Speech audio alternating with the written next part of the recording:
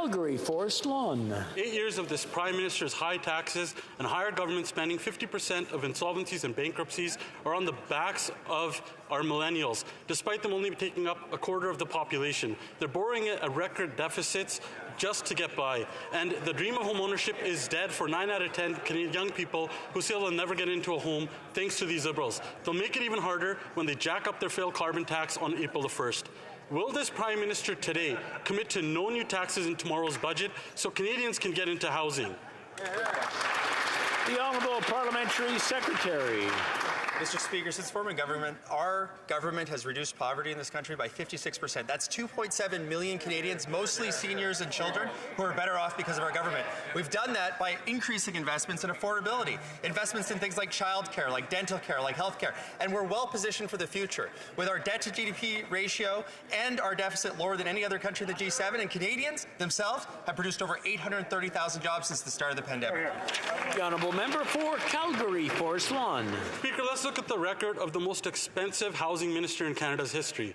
This genius spent $89 billion to give Canadians double the cost on mortgages and rents, and now it costs double just to save up for a home.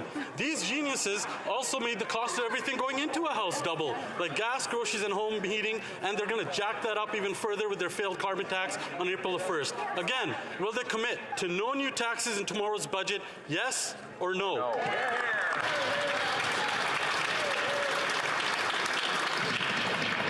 I just want to remind the honourable members to use their language judiciously and just try to respect each other, not mock or criticize each other.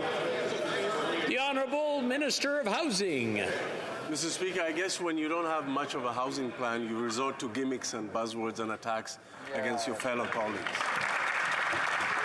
But, Mr. Speaker, what we have done from day one is focus on all Canadians in different spectrum of the housing sector, whether it is getting people off the street, building permanently affordable housing for those experiencing homelessness, building more deeply affordable housing for the most vulnerable, making sure that we're increasing the supply of new rentals, and yes, building more home ownership options for first-time home buyers. We've done all of that despite the party opposite voting against each and every measure, Mr. Speaker.